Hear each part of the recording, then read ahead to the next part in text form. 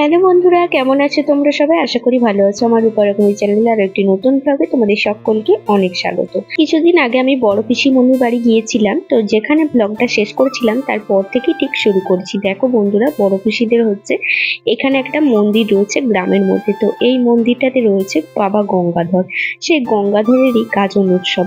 তো দেখো মন্দিরটা খুব সুন্দর করে সাজিয়েছে, বেশ দারুণ লাগছে দেখতে, তাই না? আর এখানে দেখো সব ঢাকিরা ঢাক বাজাচ্ছে সমান তালে তালে, বেশ ভালো লাগছে। কিন্তু এর আওয়াজটা আমি তোমাদের দিলাম না, যদি কপিরাইট খেয়ে যায় সেই ভয়ে। তো চলো এখন আমরা এগুলো একটু দেখতে এসেছি। এখন হচ্ছে দুপুরবেলা, আমরা কিন্তু খাওয়া দাওয়ার পরে একটু রেস্ট নিয়ে চলে এসেছি একদম গাজনতলায়। আর এই দেখো এখানেও একটা নাট বাংলা মন্ত্রণ রয়েছে, তো বেশ ভালো লাগছে দেখতে। তো চলো দূর থেকে একটু তোমাদের সাথে শেয়ার করে দিলাম মন্দিরটা। সমস্ত ঢাকিরা দেখো ঢাক বাজাচ্ছে, আর এখানে মন্দিরের নিচটা না ঝাঁট দিয়ে পরিষ্কার করা হচ্ছে।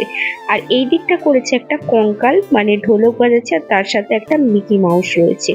তারপরে আমরা সবাই মিলে চলে এলাম পিসিমণিদের বাড়িতে। তো এবার একটুখানি শুয়ে বসে রেস্ট নেব, তারপরে রেডি হয়ে একদম সন্ধ্যাবেলা তোমাদের সাথে দেখা করছি। চলো।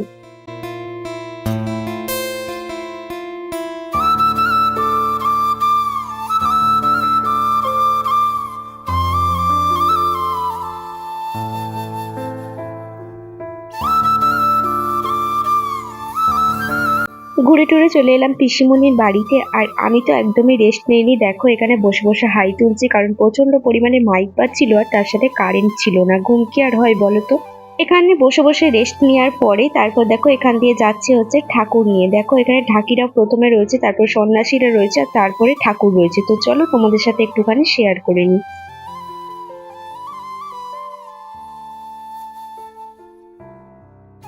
বড় পিসিমণির বাড়ির এখানের গাজনটা প্রত্যেক বছর এইরকম টাইমে হয়, কিন্তু কোনো কোনো বছর যাওয়া হয়, আবার কোনো কোনো বছর যাওয়া হয় না। আমি কিন্তু বেশ কয়েক বছর পরেই গাজনটা দেখতে গেছি। আগেতে বিয়ের আগে প্রত্যেক বছরই যেতাম আর কি, কোনো বছরই মিস করতাম না এই গাজনটা। কিন্তু এখন বিয়ে হয়ে গেছে, এখন তো বুঝতেই পারো শ্বশুর বাড়ি থেকে সবসময় আর যাওয়ার সময় সুযোগ হয়ে ওঠে না। তো চলো বন্ধুরা, এখানে দেখো সন্ন্যাসীদের পায়ে বড় পিসিমণি জল ঢেলে দিল, আর সবাই সেই জলটা ছুঁয়ে আমরা প্রণাম করে নিচ্ছি। মেজ পিসিমণি, মা, বৌদি, কাকিমা সবাই মিলে এই জলটা আনতে গেছে, এখানে নিয়ে সবাই প্রণাম করে নিচ্ছে। তো এই দেখো এখানে আরো পেছনে অনেক লোক রয়েছে, তার সাথে টোটোতে রয়েছে মাইক, আর তার সাথে পিছনে রয়েছে বাজনা। এইরকম ঠাকুর নিয়ে যাওয়া দেখতে রাস্তার ধারে দাঁড়িয়ে খুবই ভালো লাগে। তোমাদের কার কার ভালো লাগে বন্ধুরা একটু কমেন্টে জানিয়ে। তো আমার তো ভীষণ ভীষণ ভালো লাগে। তো চলো বন্ধুরা, এবার আবার মেজ পিসিমণি আর মামামের একটুখানি নাচ দেখে নাও। আমরা বাড়ির সবাই মিলে কোথাও গেলে বা কোথাও একসাথে জড়ো হলে না ঠিক এরকম ভাবেই আনন্দটা করি। তো দেখো আমিও এখানে প্রচুর প্রচুর আনন্দ করেছি, কিন্তু এখানে তোমাদের সাথে একটু আধটু কথাটাও শেয়ার করতে পারতাম, বাট এত পরিমাণে মাইক বাজছিল কি বলবো। দেখো পিসিমণি আর আমি একটুখানি নেচে নিচ্ছি তোমাদের সামনে। এইরকম ভাবে ঠিক আনন্দ মজা করতে আমি তো ভীষণ ভীষণ ভালোবাসি, তার সাথে আমার মেজ পিসিমণি যোগদান করে, খুবই ভালো লাগে। তো এখানে একটুখানি নাচ টাচ করে নিলাম। এবার যাবো হচ্ছে বড় পিসিমণিদের পুকুর ঘাটটা দেখতে। এই দেখো বড় পিসিমণিদের বাড়ির সামনে এরকম একটা বড় উঁচু পাহাড়ের মতন রয়েছে, তার ওইদিকে রয়েছে একটা বিরাট বড় পুকুর। তো চলো বন্ধুরা, আমরা এখন সেখানেই যাচ্ছি। আর আমি তোমাদের সাথে অনেক কথা বলেছিলাম, যেহেতু আমি এই উঁচু জায়গাটায় উঠছিলাম, তখন আমি তোমাদেরকে বলছিলাম রঙ্গ করে যে বন্ধুরা আমি এখন পাহাড়ে উঠছি। আর এই দেখো মাইক বাজছে বলে আমি একটুখানি নেচে নিচ্ছি, এখন নাচেরই গান চলছে সেই জন্য। তো এই দেখো চলে এসেছি বড় পিসিমণির ঘাটটা। এই ঘাটটা খুব সুন্দর, সান বানানো ঘাট। সিঁড়ি দিয়ে নামছি দেখো, আর সাইডে ওটা দেখছো ওটা হচ্ছে সজনদারের কল। এখানেও একটা কল আছে, ওটা যখন তখন জল আসে তার তখনই পড়ে। তো এই দেখো কাকিমা আর ভাই আর আমি চলে এসেছি এই ঘাটটা, তার সাথে মাম্মাম রয়েছে। তো চলো এখন একটু তোমাদেরকে ঘুরিয়ে দেখাই। আর বললাম না তোমাদের সাথে এখানে অনেক কথা বলেছিলাম, কিন্তু কথাগুলো তো একদমই দেওয়া যাচ্ছে না। তো কথাগুলো বেশ সুন্দর ছিল, তোমাদেরও শুনতে ভালো লাগতো, বাট দিতে পারছি না। আমারও খুব খারাপ লাগছে, কারণ কপিরাইট চলে আসবে। প্রচন্ড পরিমাণে মাইক বাজছিল, মাইকটা ছিল একদম বড় পিসিমণিদের বাড়ির কাছাকাছি, সেই জন্য।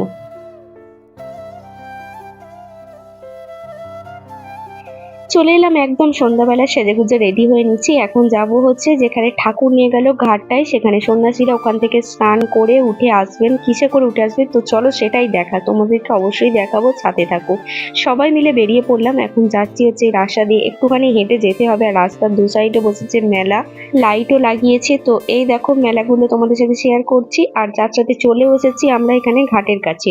তো চলো এখন ঘাটের দিকে যাওয়া যাক। আর তোমরা দেখলে কিন্তু অবাক হয়ে যাবে বন্ধুরা, এখানে সেই ফলার উপরে শুয়ে কিন্তু সন্ন্যাসীগুলো আসবে। আমি তো দেখে জাস্ট অবাক হয়ে গিয়েছিলাম। আর এই দেখো এখানে ঠাকুরটা পুজো হয়েছে।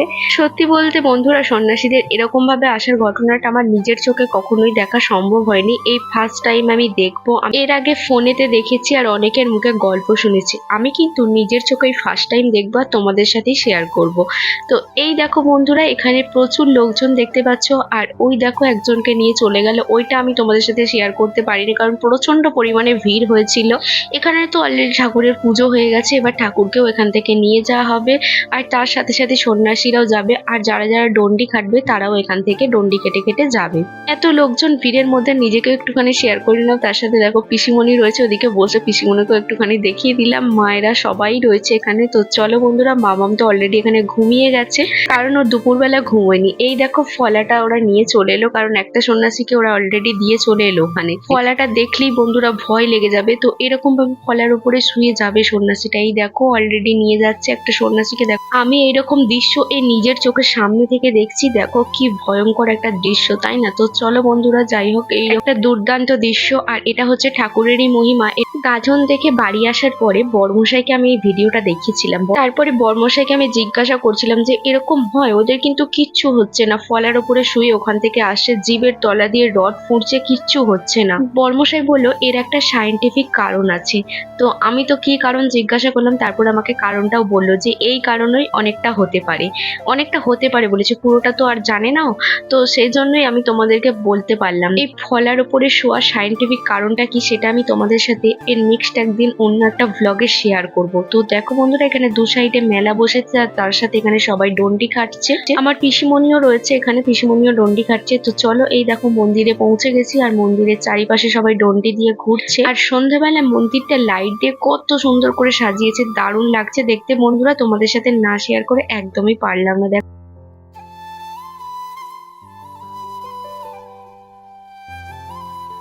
ফলার ওপরে শুয়ে যে সন্ন্যাসীকে আনা হয়েছিল, এই দেখো সেই সন্ন্যাসী। এই মন্দিরের চারিপাশে এখন ঘোরানো হচ্ছে।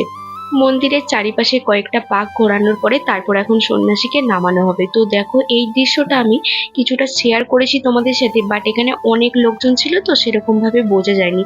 এখানে ফলা থেকে নামানোর পরে পিঠে একটা কিছু মাখিয়ে দিচ্ছে সবাই মিলে এখানে, কিন্তু মানুষটার দেখো পিঠে কিন্তু কিচ্ছু হয়নি, এক ফোঁটা কিন্তু চিরেও যায়নি, কেটেও যায়নি, কিচ্ছু হয়নি। ফলাগুলো কিন্তু প্রচন্ড পরিমাণে ধার বন্ধুরা। এই দেখো সন্ন্যাসীটা শুয়ে আছে আর তার পিঠে সবাই মিলে কি যেন একটা মালিশ করে দিচ্ছে। তো এই দেখো যে সন্ন্যাসীটা শুয়েছিল ফলার উপরে, তিনি এখন উঠছেন দেখো মন্দিরের ওপরে।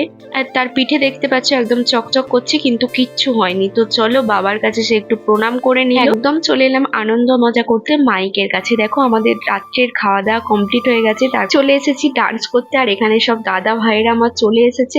চলো একটুখানি ডান্স করে নি, গাজন দেখতে এসেছি, একটু তো আনন্দ করবোই তাই না। আজকের মতো ব্লগটা এখান পর্যন্ত, সবাইকে টাটা।